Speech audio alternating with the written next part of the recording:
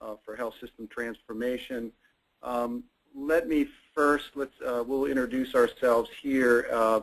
We're located at the HSCRC, and this is a collaborative effort with HSCRC and DHMH. My name is Steve Ports, Principal Deputy Director at the HSCRC, and Russ Montgomery and I are kind of the leads on the RFP. Donna? Donna Kenzer, the Executive Director of HSCRC. Russ Montgomery, Director of Population Health Improvement at DHMH. Laura Herrera-Scott, Deputy Secretary of Public Health, DHMH. All right, thank you. With that, I think we all know that we're really in the midst of one of the biggest changes in healthcare in many of our lifespans here. And the first slide here says that this is a journey together, and it is. In order to be successful under this new all-payer model and under the initiatives of the Department of Health and Mental Hygiene, it's going to take hospitals, it's going to take community providers, it's going to take physicians, including behavioral health, consumers, long-term care. And so this is kind of a new paradigm for healthcare, trying to break down some of those walls and silos that have been there for many years.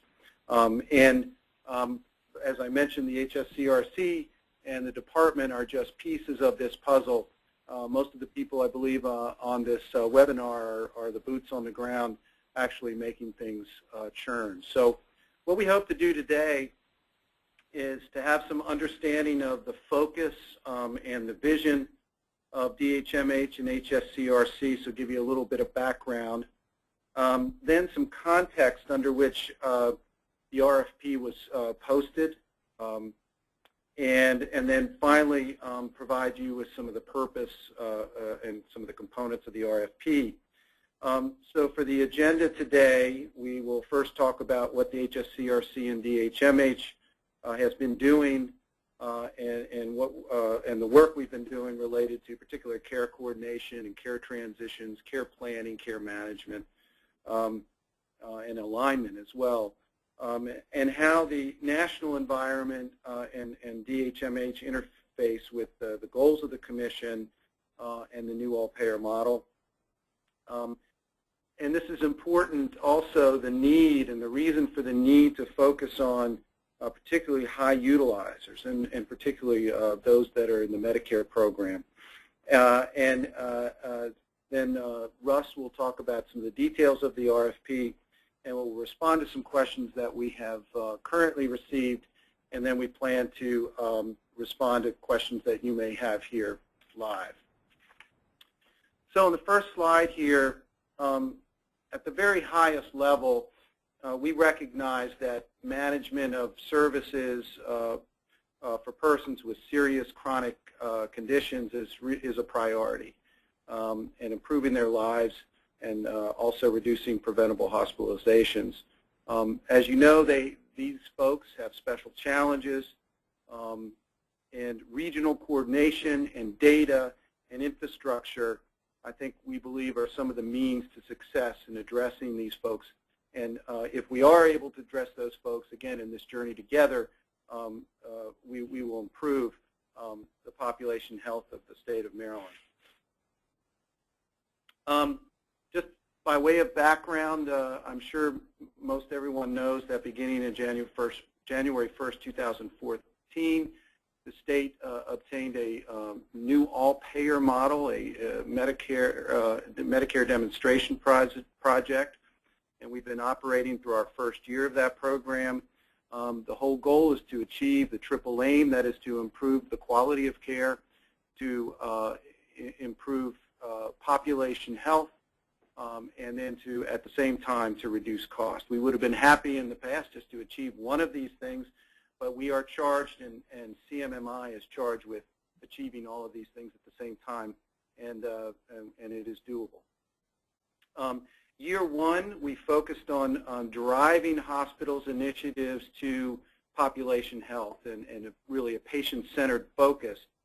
Many hospitals have already been working toward this prior to this demonstration project taking place, but this new all-payer model really, it ups the ante toward that.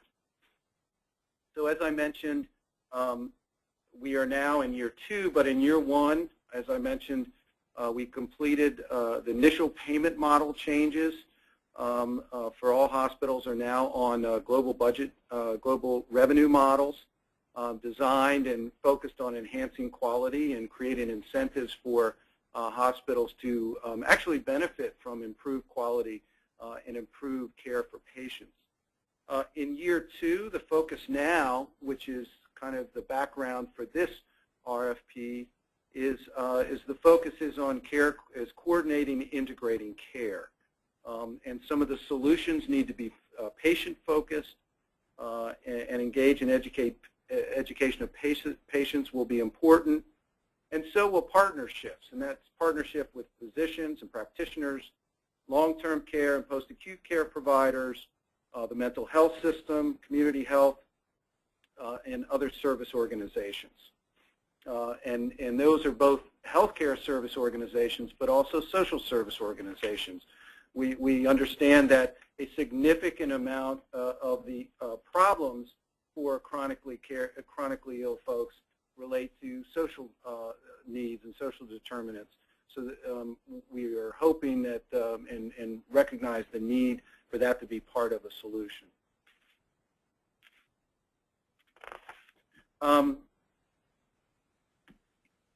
It's in the interest of all of us to align the incentives and align the interest of all of the providers that are involved in healthcare. And you've already seen some of this occur with ACOs, medical homes, and under those models, you've seen that there's a very high importance on identifying patients with the highest needs. Medicare also recently has introduced a care management fee that's effective on January 1, 2015 to help for care management costs, particularly with those patients with 2 or more chronic conditions. This can amount to $500 per patient or $40 PMPM, meaning that it could provide $100,000 in revenue for a primary care provider who has 200 patients, and could bring in an additional, for the purpose of care coordination and transitions, could bring in an additional $100 million into the state of Maryland for that purpose.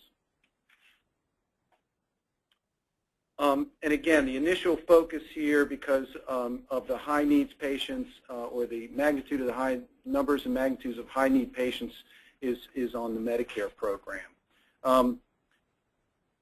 High utilizers, as we're using in this chart here, are patients with 3 or more admissions.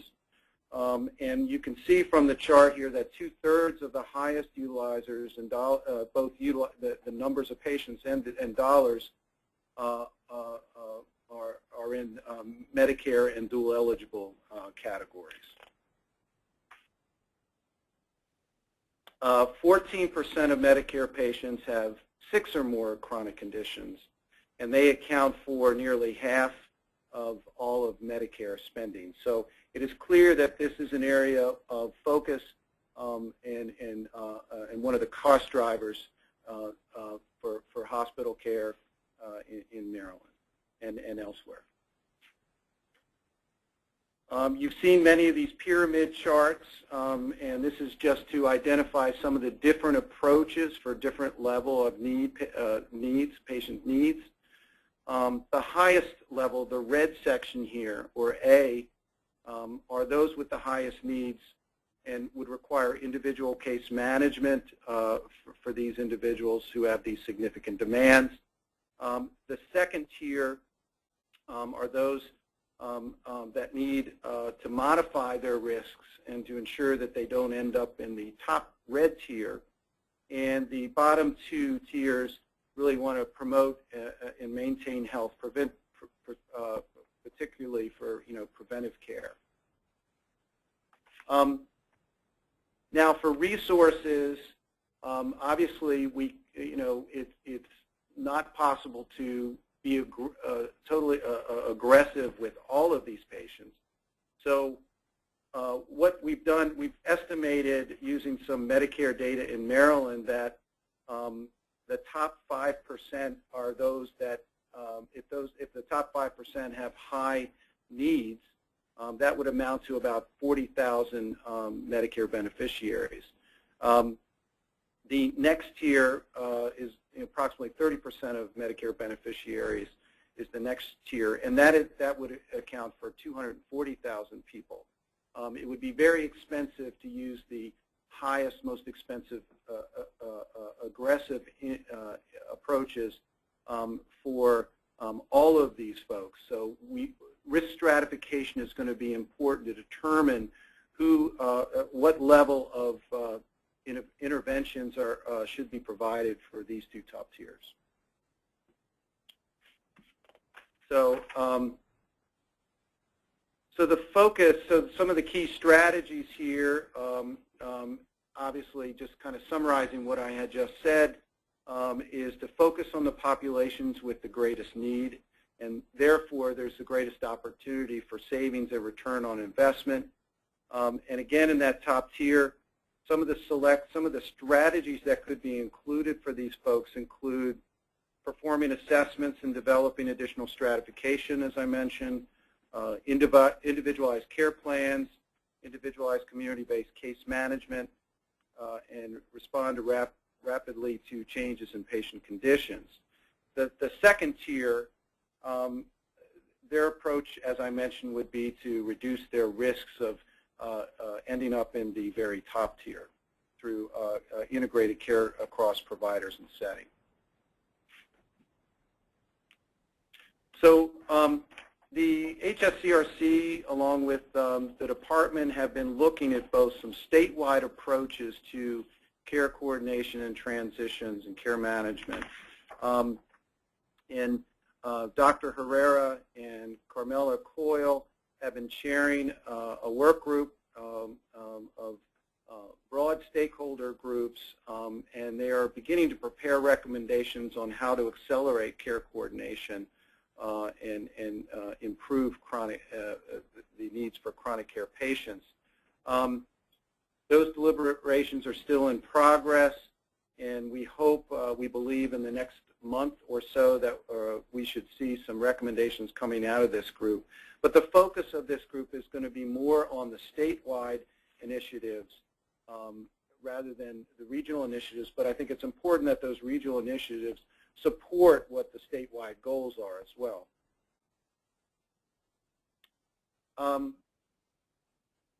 From the work group, as I mentioned, has looked at some of these statewide, and from the statewide perspective, some of the possible initiatives that they are looking at include data and infrastructure sharing.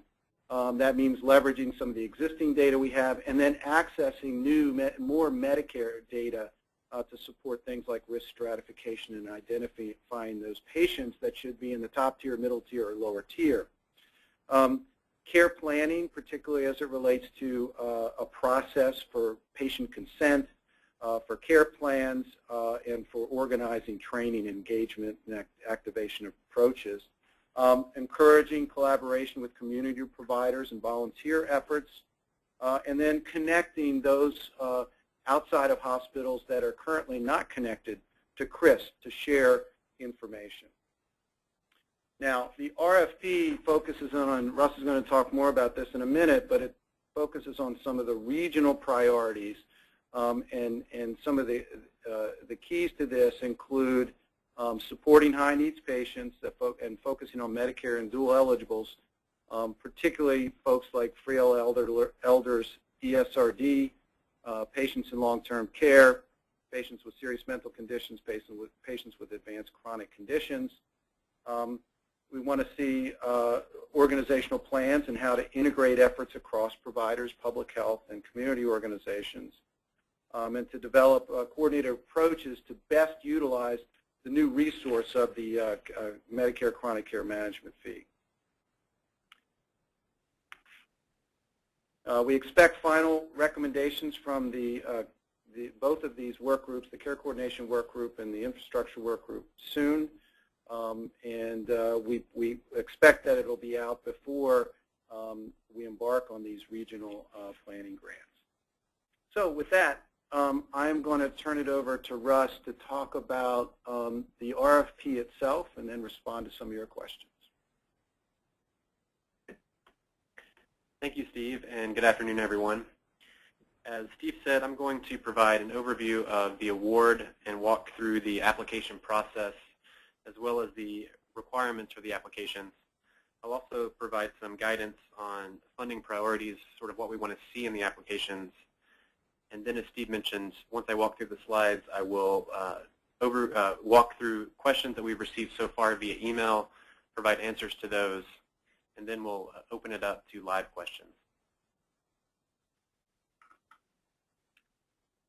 To provide an overview of these awards, so we anticipate 5 awards in the approximate amount of $400,000 each. And the funds are to be used to fund planning activities on a regional basis. So they may be used for operational and strategic planning, planning of health IT and analytics. They may be used for data analysis to support those processes, consulting costs, costs related to holding meetings, things of that nature. The funding will be allocated via increases in hospital rates. As such, the application should be submitted by a hospital in consultation with their partner organizations. Once the awards are made, we will be providing technical assistance in the form of utilization data to help your planning, as well as existing models that have shown promise and expert advice and consultation.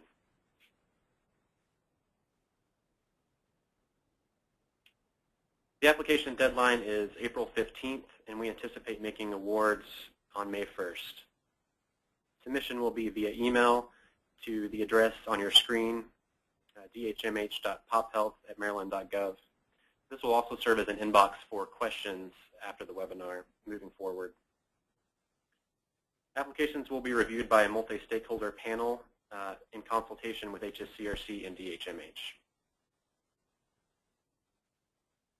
I'm now going to walk through the various sections of the applications and talk about the requirements within each.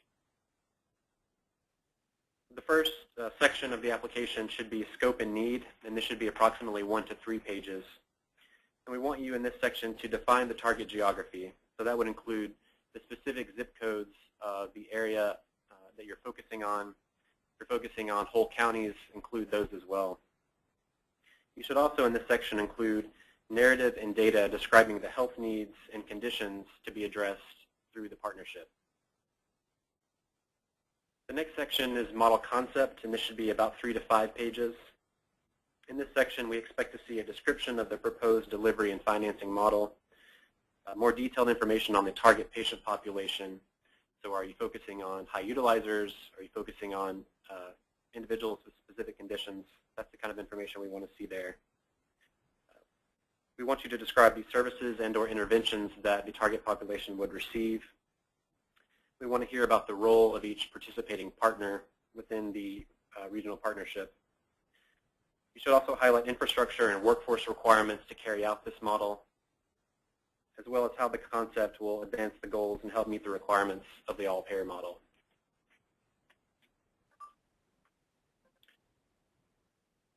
Steve described a pyramid of risk, highlighting superutilizers at the top and also showing chronically ill under control and healthy populations.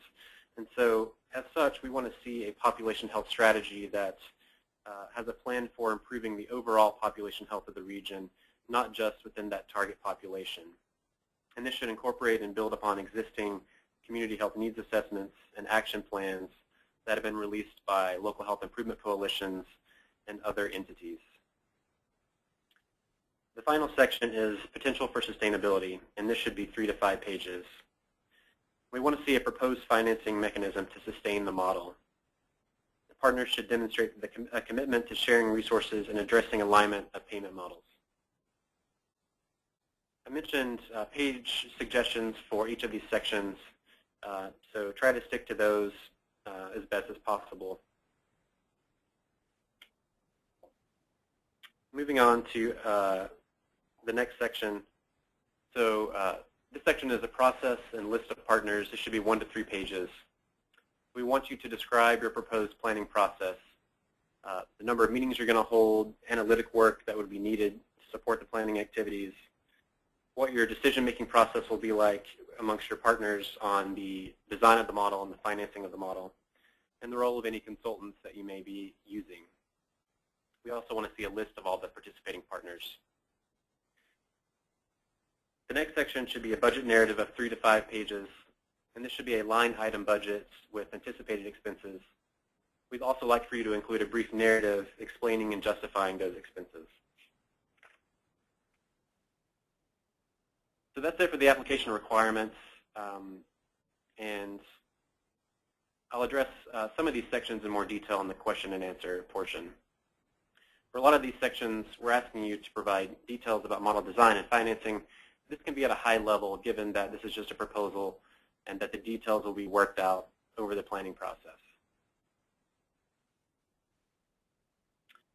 All right, now I'm going to turn to some funding guidelines and priorities.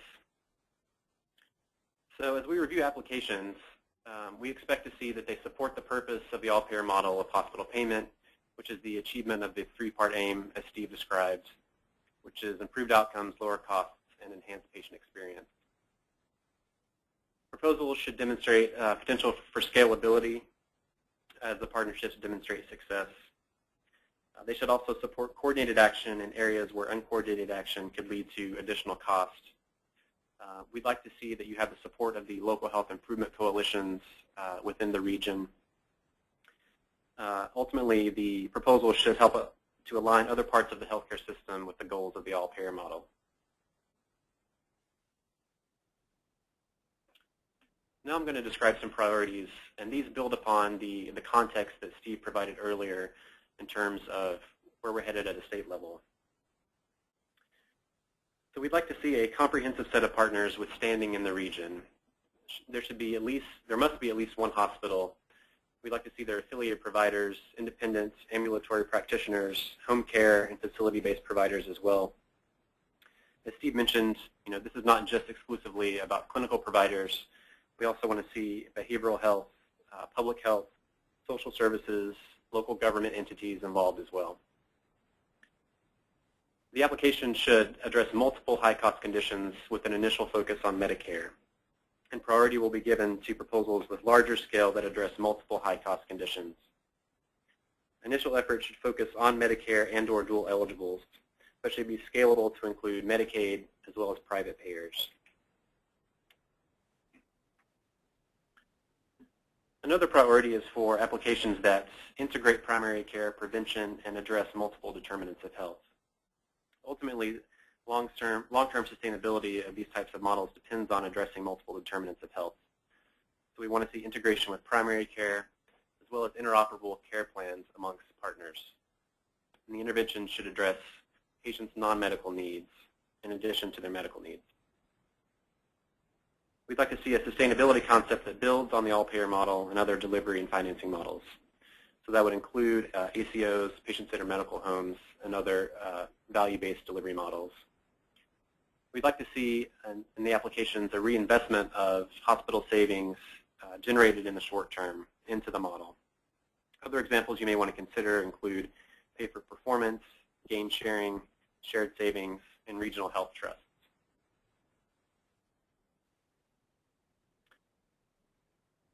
Now I'm going to talk about the deliverables for the awardees.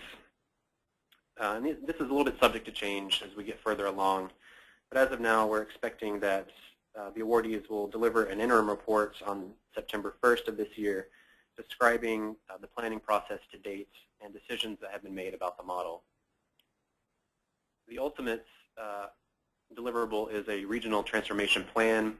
We're anticipating that would be due on December 1st, which is a detailed description of the delivery and financing model, infrastructure and staffing needs, workforce needs, and the target outcomes for improvement. We'll be delivering or providing more specific guidelines on these deliverables in May of this year. As mentioned in the RFP, it should be anticipated that the partnership will be accountable for implementation of its regional transformation plan.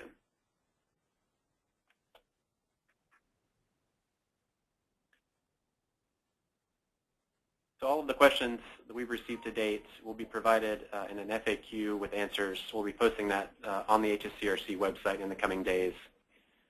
Moving forward, questions may be submitted to the inbox I mentioned before, dhmh.pophealth@maryland.gov.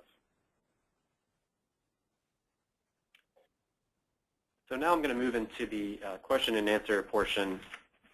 And I'm going to read through the questions that we've received via email prior to the webinar, provide answers to those, and then we'll open it up to questions live.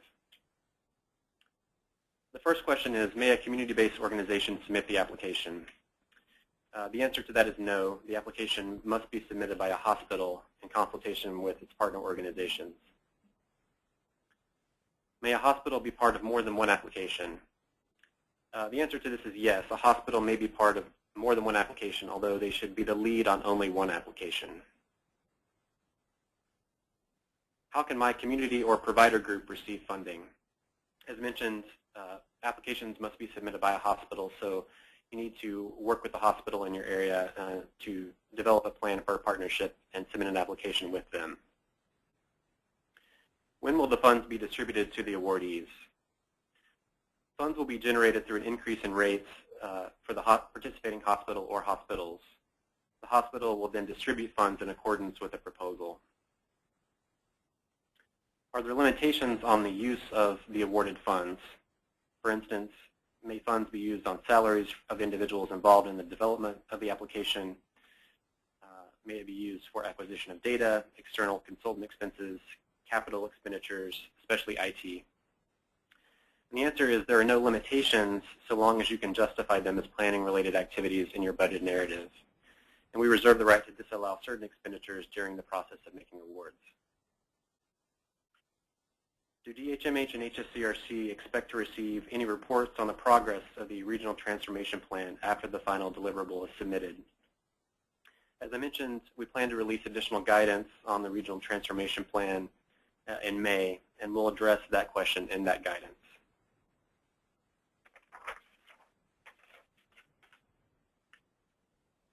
Will there be a consequence if the awarded partnerships decide not to implement the Regional Transformation Plan?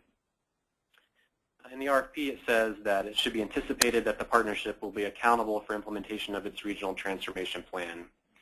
We will address any specific consequences in the guidance to be released in May. The RFP states that DHMH and HSCRC, to the extent practicable, will develop a portion of the funding from each grant to obtaining additional data and technical support. Is it expected that the applicant hospital show this portion of funding that will be used by HSCRC and DHMH for technical assistance and data acquisition as a reduction from the maximum amount of $400,000? And the answer is no, you do not need to account for those costs. However, you should indicate what data and technical support you believe you will need as part of technical assistance. We'll be providing some basic data, and the types of data sets are listed in the RFP, as well as some high-level technical assistance that aligns with the ongoing state-level work in this area. If you feel that you'll need additional data resources beyond this, or technical assistance or consultation, you should include that in your budget. The final question received prior to the webinar is, how will the funding through rates work? Will there be a lump sum forthcoming in rates? Is the payment retrospective or prospective? And the answer is that rates will be increased for the participating hospital or hospitals. Over the course of May and June, the hospital will collect the grant amount through the increase in rates. The hospital or hospitals will then distribute the funding in accordance with the funding plan in the application and on the timetable indicated in the application. And that concludes the question and answer session for the questions received prior to the webinar. We'll now open it up to questions for those of you participating in the webinar.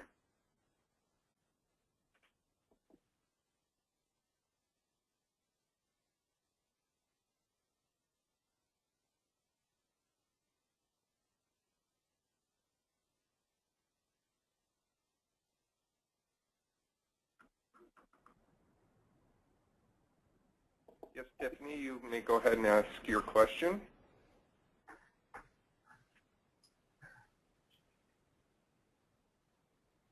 Can you hear me?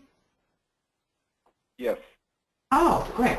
I actually asked my question, I typed it, but I was wondering if during the planning phase the concept that has been written in the grant proposal is proven to not be feasible. Is the grantee permitted to use those funds to explore other concepts during the planning phase?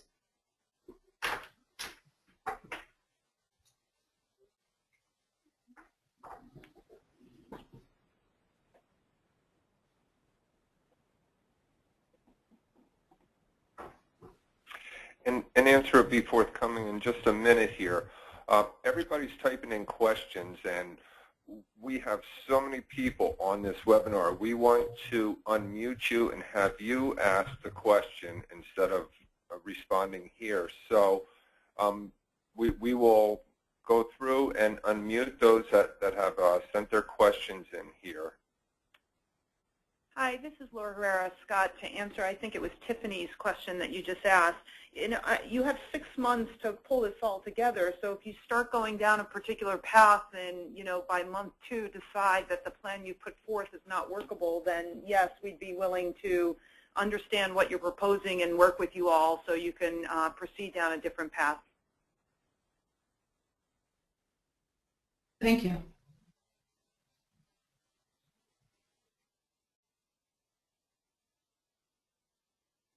Nicole Stallings, you may ask the question. Thank you. Thanks very much for convening the webinar. Regarding the section on scope and need, when you're defining your geographic area, do the zip codes that you identify need to be contiguous?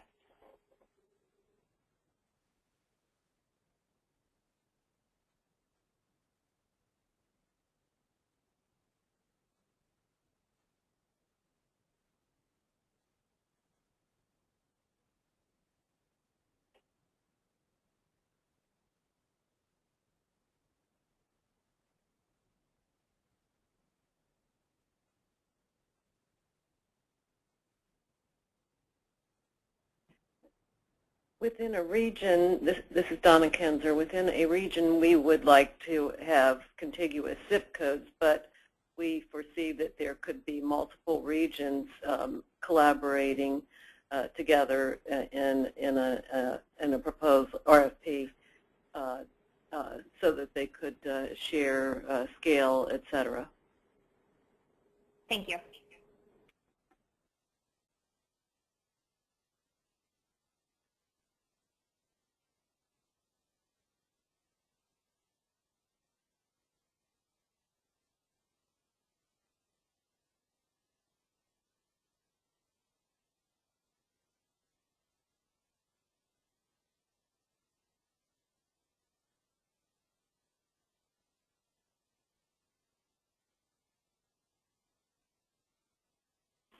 Marla, please ask your question.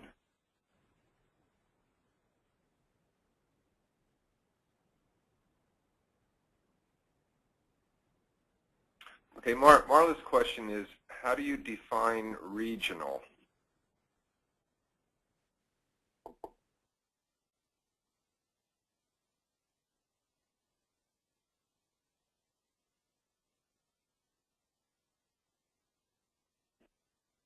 Well, we didn't define it precisely intentionally because we want people to examine that question. We did suggest a size of about 250,000. We know that there are some areas of the state where the population levels are lower, but an area of the state with a size above the 250,000. Ideally, we would like to see a focus on collaboration based on patient flow. We're trying to focus on patient-centered efforts. So to the extent that we can have areas that capture patient flow, particularly in the urban areas where there's a lot of crossover. We would really like to see that focus in terms of a patient-centered approach as hospitals and partners define the regions.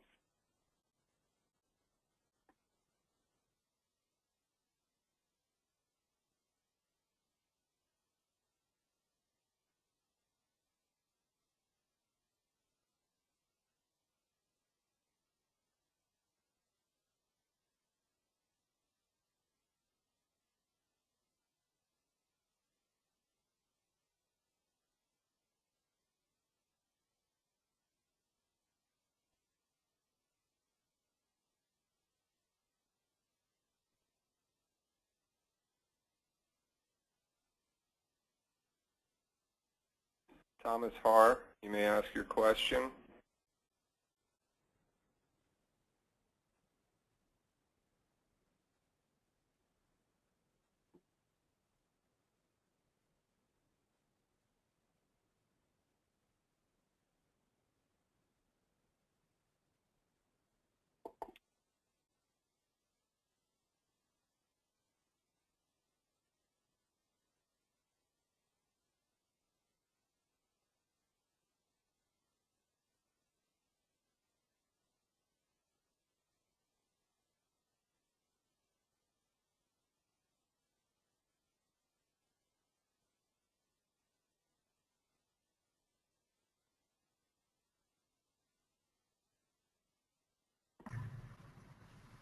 Marcus Priolo, you're unmuted to ask your question. Hi, yes. I was wondering, could one hospital or health system submit multiple applications for two distinct and separate initiatives and be awarded multiple awards?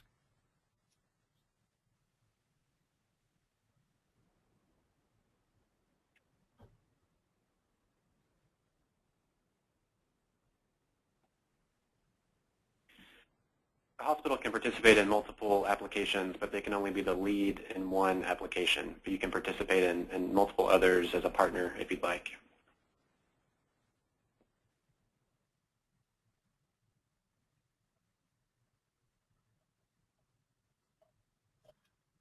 Thank you.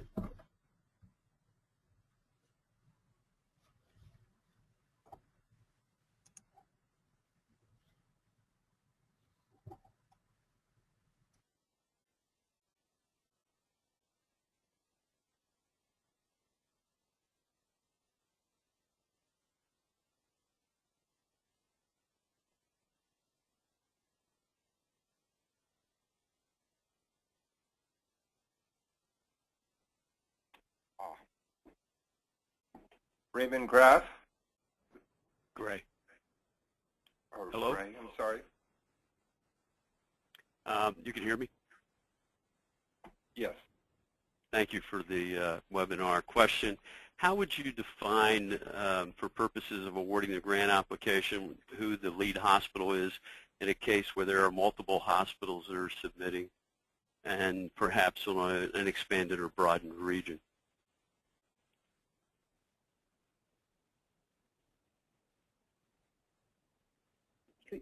You can define yourselves all as the lead hospital. So if, for example, Ray, since you're from, say, for example, Trivergent, you have three hospitals in the region, you could define yourself all as the lead, for example. Thank you.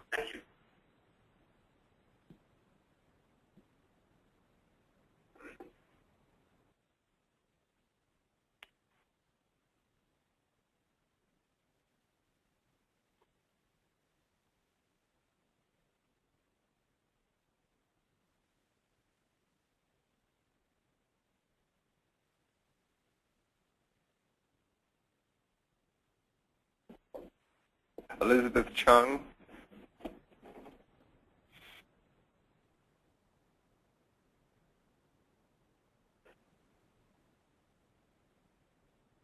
Elizabeth, you have a question? Please go ahead and ask it.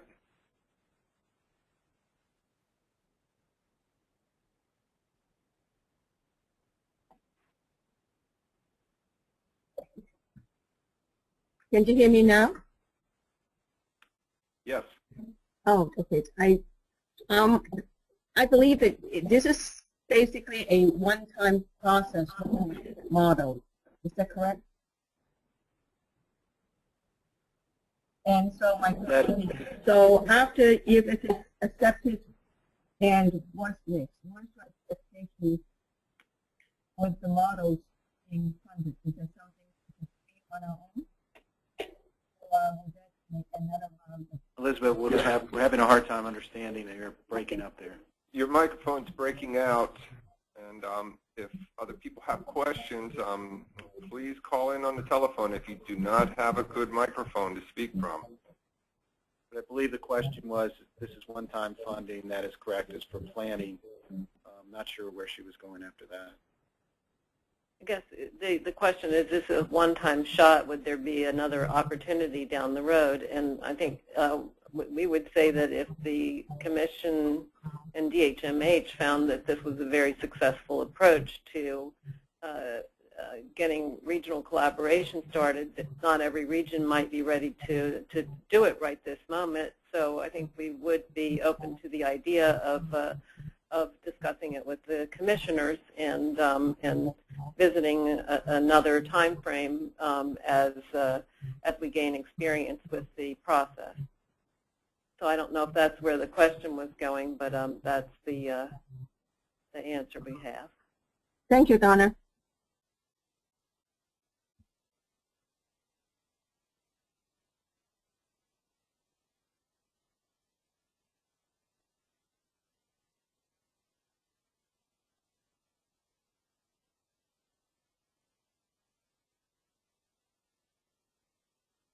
Tiffany, do you have another question? No, I don't, but thank you.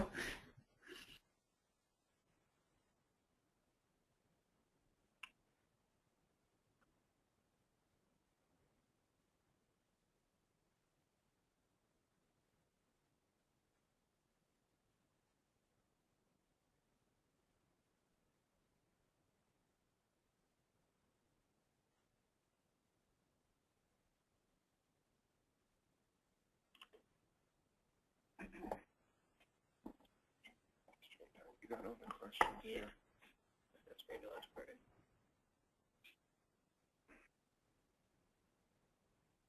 Yeah, start with that one. So a few more questions we have submitted online for people that don't have audio are from Desiree De La Torre. Could multiple hospitals collaborate together and submit one application? Yeah, absolutely, and we would hope that some of these applications would include collaborations between and among hospitals. And as Russ said earlier, one would take the lead. We could, to access the revenue, it may be done through all of those participating hospitals. And then a second question we had from Elizabeth Chung. How will you rate the extent of integration?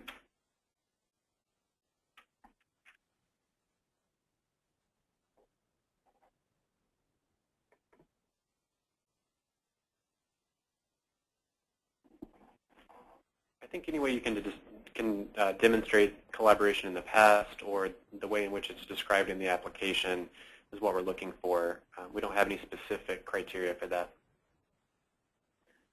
I think also an overall principle of being patient-centered is an ideal strategy to present as well, so that we're focused on trying to generate an approach that is patient-centered.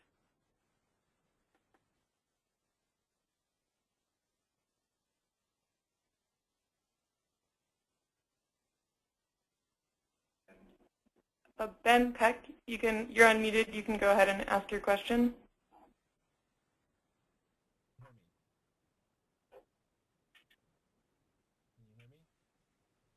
Ben Peck, are you there?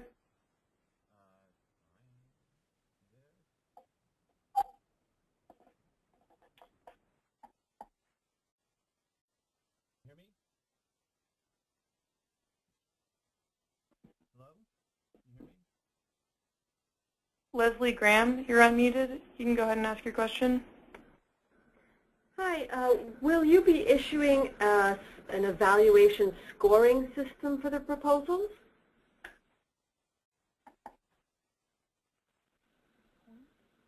Points, perhaps, for different sections or different, do you have any specific pointed evaluation criteria?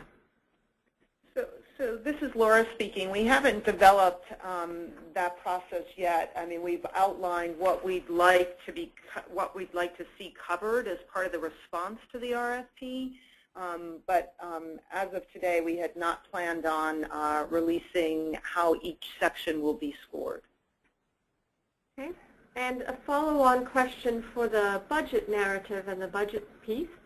you had said sort of any costs that are related to the planning effort are allowable.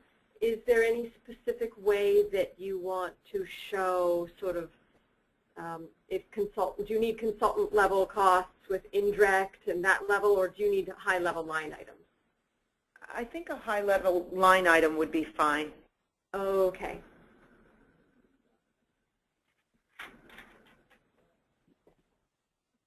Thank you.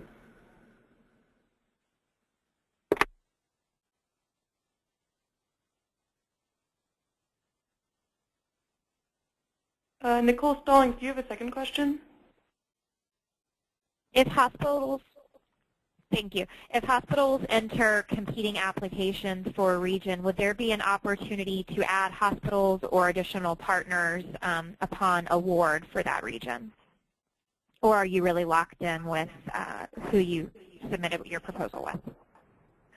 I think we actually envision a process where we might encourage applicants to get together during the process and combine applications ultimately through the review process. So ultimately, we would like to make sure that the result is as patient-centered as possible. So, Laura, did you want to add to that? No, I was just to be black and white. The answer is no, Nicole. You're not locked in. If after reviewing the application, it makes sense for partners to collaborate in a way that they hadn't on the original submission. Thank you both. Angela Thomas, you're unmuted. Go ahead and ask your question. Hi, I was just wondering where the slides going to be available at the end, in addition to the recorded webinar.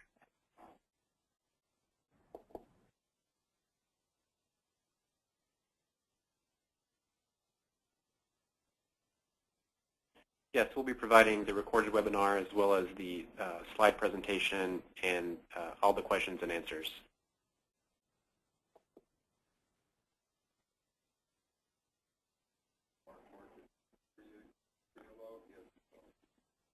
Marcus Priolo, go ahead and ask your question.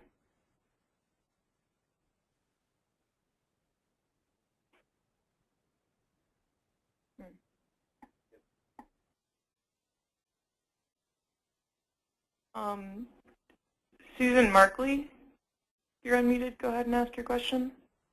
Yes, good afternoon. I was just wondering if you were expecting some type of a timeline for implementation for the teams, for the regional approaches.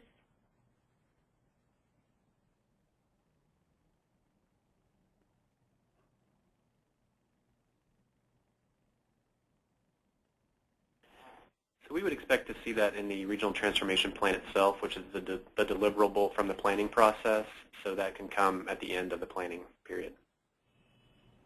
Thank you. Thank you.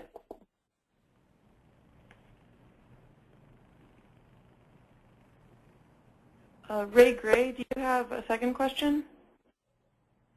No, I did not. Thank you.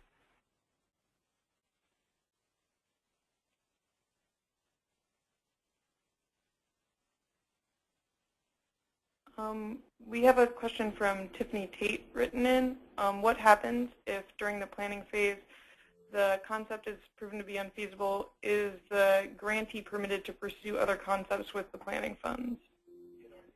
Oh, excuse me, that question was already answered.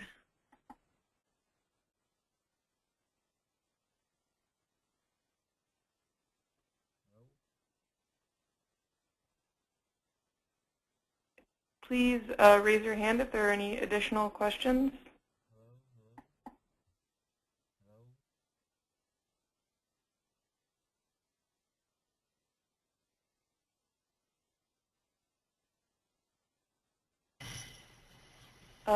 Desiree De La Torre, go ahead and ask your question. Hello, good afternoon. The question is regarding the technical assistance. What type of technical assistance will be offered to the awardees?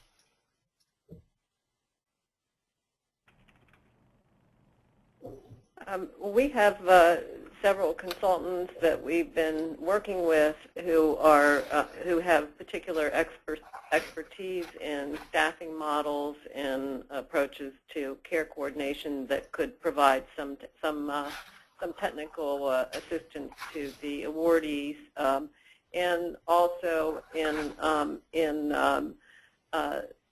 caring for complex patients, including the social needs and processes to get community organizations, hospitals, et cetera, working together. And so we see that we can provide some limited technical resources to help your consulting resources make sure that they're all headed in the right direction, and with the best information that we have and with information that we may have already calculated and looked at to help you along. So this is more for guidance.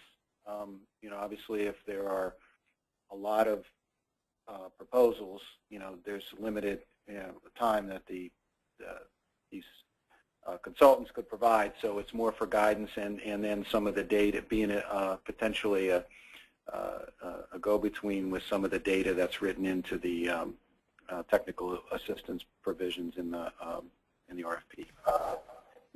So, for example, you would be expected to facilitate all of your meetings with your consulting and/or internal resources, but the technical resources may attend some meetings and make some presentations to help guide your group in the approach that you're taking, as well as talking with members, et cetera, outside of that process to provide technical support.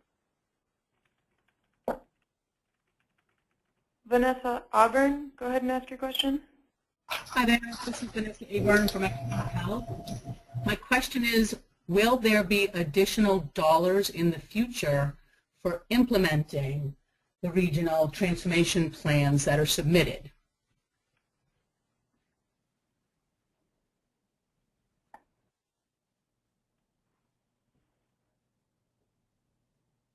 Well, I think one of the jobs is really to look for multiple sources of funding, and I think there are multiple potential sources of funding, including starting with the hospital side with hospital community benefits monies with hospital savings, but also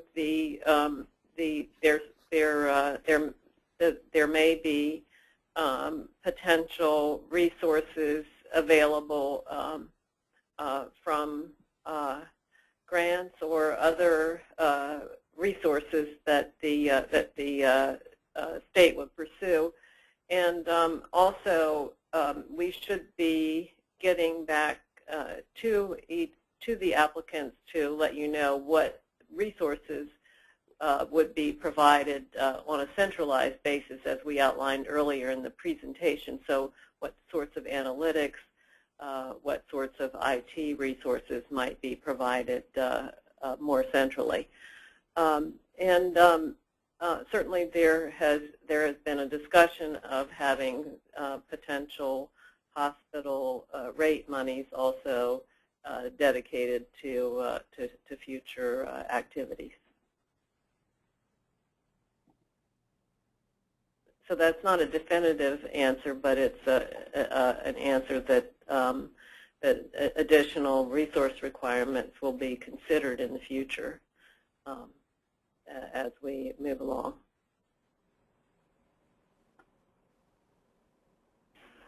We have a question submitted from Rob Cohen. Yeah. If a large number of hospitals across multiple geographic regions submit a grant proposal in order to be efficient in the planning process, is it possible that an award could be for more than $400,000? Rob, you're unmuted if you want to add to that. Oh, no, thank you. That was the question. I appreciate it.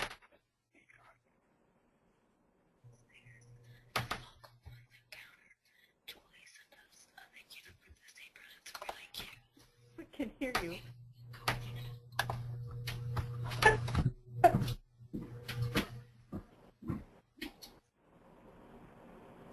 I think the answer is it would depend on what other applicants and geographies were being covered and the magnitude of the population being addressed.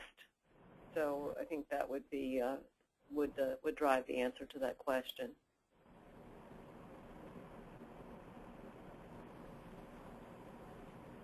Leslie Graham, you're unmuted. Thank you. In the proposal, you mentioned obtaining Medicare data sets. Typically, handling of Medicare data would require certain security procedures and CMS regulations. What would apply to the applicants, to the hospital and their subcontractors with regard to access to the Medicare data that you would obtain through CMS? In terms of the initial data that we would be sharing from a planning process, we wouldn't be sharing individually identifiable data.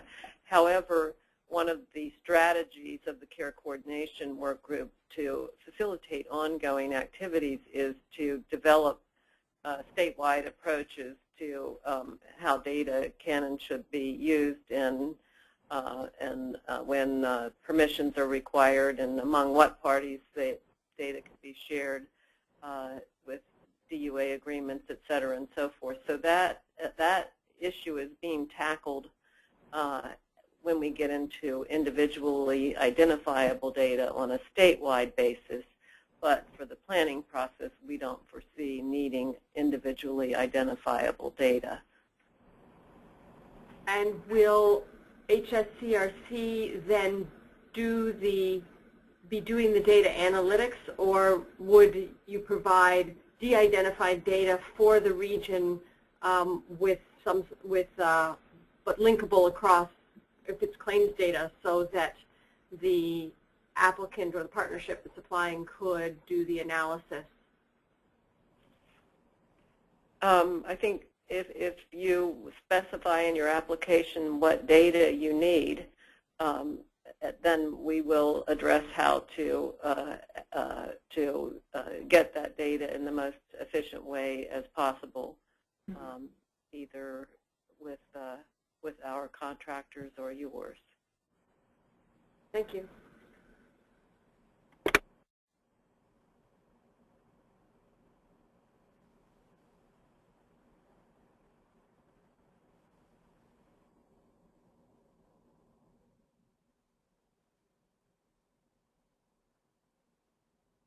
So just to piggyback on the question, just thinking about what the potential cost implications could be in preparing files for each applicant, we are working with Chris on putting together a dashboard, for lack of a better description, that will be at the county level and in some cases at the census tract, but at a minimum at the county level, that we'll be able to push out to the applicants, and then we can also prepare regional files.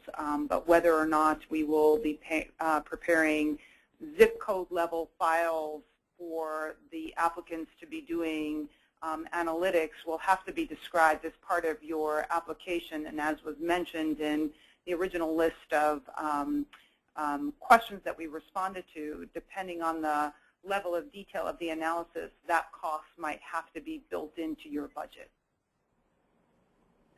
The HSCRC has been also, where needed, providing some more detailed data. For example, we're providing some more detailed data with our market share analysis, and so we do have a DUA process where obviously it's not going to be identifiable data that we're sharing, but with proper approaches and DUAs in place, we can get to a more granular level where folks think that they need a more granular level of data for the process.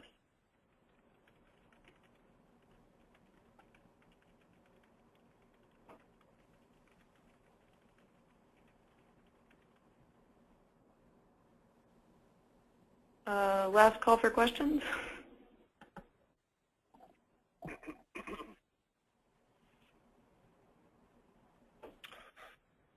Thomas Harr has left, and he didn't have a microphone. But his question was, can the submitting hospital be an IMD? And he said, sorry, no mic. Can this focus on mental health?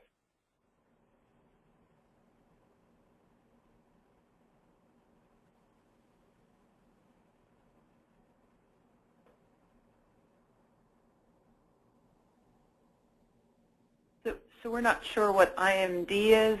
We can say that the focus can be on mental health as long as the focus is with a hospital partner. But with that, we're not clear on what he's referring to for IMD.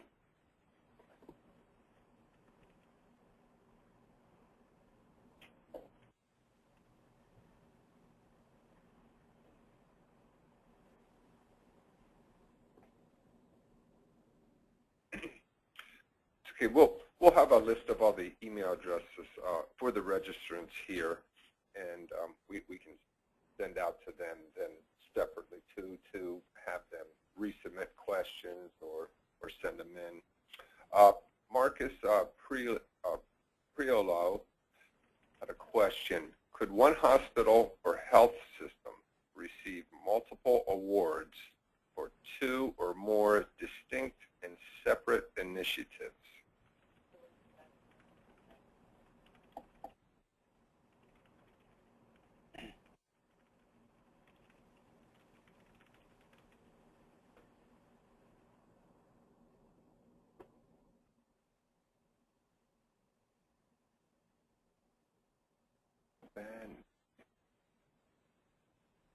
Ben has his hand raised.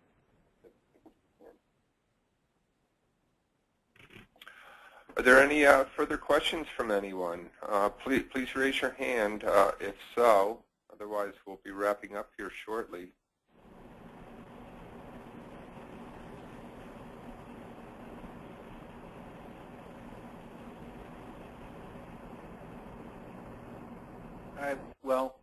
You have one? Yeah. Yes, Ben. Yes, hi. So I'm trying to understand what data sets may be available or forthcoming before the April 15th deadline. Is there anything additional that's going to be forthcoming before the proposals are actually due, or is everything we're talking about here post April 15th?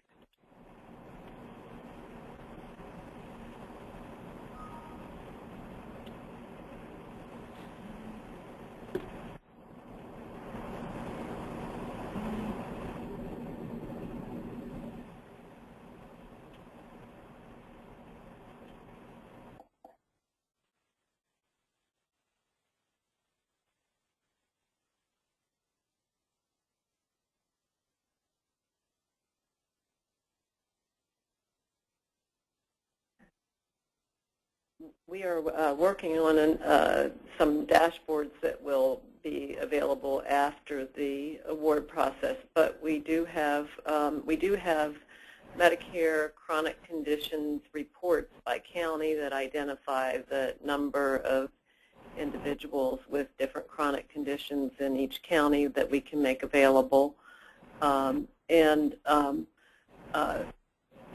HSCRC data has been generally made available to hospitals in the state through DUA processes. If there's something in particular that is that the folks need that they don't already have, if we can hear about it as soon as possible, that would be great. But I think most hospitals already have significant amounts of data available through the processes that we've already deployed.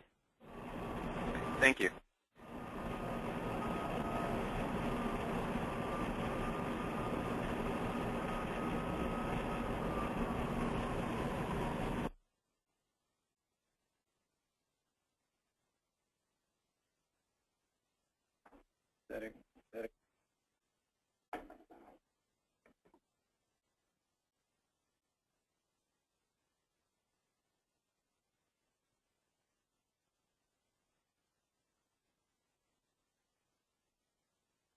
All right, well, we thank everyone. If you have any further questions, as Russ said, there's the mailbox right there on the slides. Feel free to ask your questions there. Is that where we're going to also keep, where will we keep on our websites? We'll keep the Q&A up to date on our website, so you should be able to find those there. So thank you for your interest, and we look forward to hearing more from you and receiving some really good applications. Thanks.